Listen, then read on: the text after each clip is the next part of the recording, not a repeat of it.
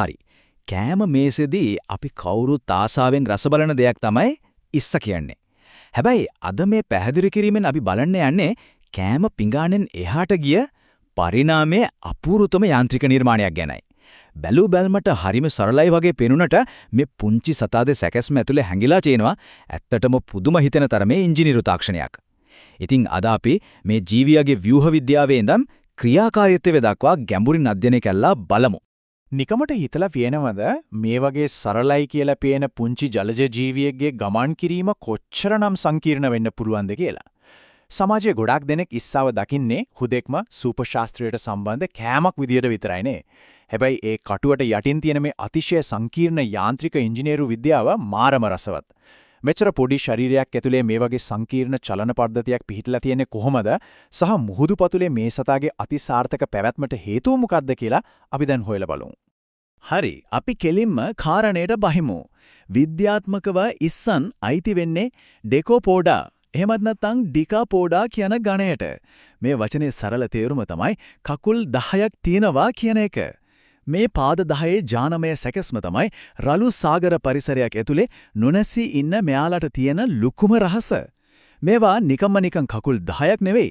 එක එක කකුලක් Tamanටම වෙන්වණු විශේෂ කාර්යයන් සඳහා අතිශය සූක්ෂමව හැඩගැහිලා තියෙන්නේ. දැන් මේ ශරීරයේ දිහා බලුවොත් ඒක හරියටම ප්‍රධාන කලාප දෙකකට බෙදලා තියෙනවා. පළවෙනි කොටස තමයි ශීර්ෂෝරසය. මේ කොටසට සම්බන්ධ වෙලා තියෙනවා ඇවිදින්න පාවිච්චි කරන කකුල් ජෝඩු 5ක්. මේවට චරපාද කියලාත් කියනවා. ඊළඟට උදරයේ කොටසට සම්බන්ධ වෙලා තියෙනවා පිහිනන්නම වෙන්වෙච්ච තවත් කකුල් ජෝඩු 5ක්. මේවා ප්ලවපාද.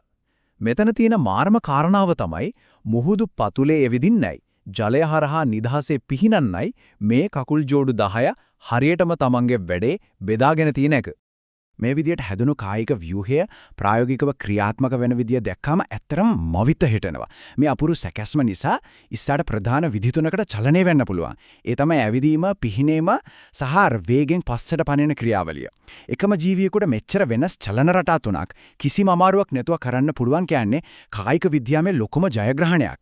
මුලින්ම ඇවිදින විදිය ගත්තොත් ඉස්සා තමන්ගේ ශරීරය සම්පූර්ණයෙන්ම තිරස්ව තියාගෙන උදරයේ දිගු කරලා තමයි අර කලින් කියපු කකුල් වලින් මුහුදු පතුලේ ඇවිදගෙන යන්නේ. තමන්ගේ ඇඟේ බැලන්ස් එක උපරිමයෙන් තියාගෙන ජලයේ පීඩනයටත් ඔරොත්තු දෙන විදිහට ගමන් කරන්න මේ ව්‍යුහය හරිම අපූර්වට සකස් වෙලා තියෙනවා. හැබැයි මේක තමයි මං ආසම කොටස. අනුතුරක් දැනුණ ගමන් මොකද වෙන්නේ? මේ ජීවියාගේ ආරක්ෂක යාන්ත්‍රණය ක්‍රියාත්මක වෙන විවිය හරිම පුදුමයි. හදිසි බියක් ඇති වුණ ගමන් ඉස්සාගේ ශරීරයේ අග තියෙන යුරෝපෝඩ් එමන් නැත්නම් වාලපාදිකාව අකුණු පාරක් වගේ ක්‍රියාත්මක වෙනවා. මේක හරියටම වලිග වරලක් වගේ. මේ වරල පාවිච්චි කරලා අදාහ ගන්න බැරි තරම් වේගයකින් පස්සට පනින්න එයාලට පුළුවන්. මේ නිසා විලෝපිකයන්ගෙන් බේරිලා ඇසිපිය ගහන සැනින් පලා යන්න ඉස්සාට හැකියාව ලැබෙනවා. ගමන් කරනවා වගේම මේ ජීවියාගේ සංවේදක පද්ධතියත් හරිම දියුණුයි. හිසේ තියෙන ස්පර්ශක දිහා බැලුවොත් ඒවා එක දිගටම නොනවත්වා චලනය වෙවි තියෙන්නේ.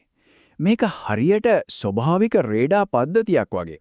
තමම අවට පරිසරයේ වෙනස්කම් ග්‍රහණය කරගන්න මේක ලොකු උදව්වක්. මොකද පෙනීම ගොඩක් අඩු බොර වෙච්ච අඳුරු මුහුදු පතුලක පාර හොයාගෙන යන්න මේ රේඩාර් පද්ධතිය අත්‍යවශ්‍යම සාධකයක්. ඉතින් අපි එදිනෙදා දකින මේ වගේ පුංචි ජීවියෙක් ඇතුලේ මෙච්චර සංකීර්ණ පරිපූර්ණ තාක්ෂණයක් හැංගිලා තියෙනවා කිව්වම පුදුමයි නේද? ඇත්තටම සෝබාදහමේ නිර්මාණ හැකියාව අදාහ ගන්නත් බෑ. කෑම පිංගානකට එහා ගියපු අතිශය සංකීර්ණ ව්‍යුහයක් මේ ඉස්සරට තියෙනවා. මීළඟ වතාවේ මේ සතාව දකිද්දී ඒ පිටුපස තියෙන වසර මිලියන ගණනක පරිණාමීය ඉංජිනේරු විද්‍යාවේ විස්මිත කතාව අනිවාර්යයෙන්ම ඔයාලට මතක් වේවි.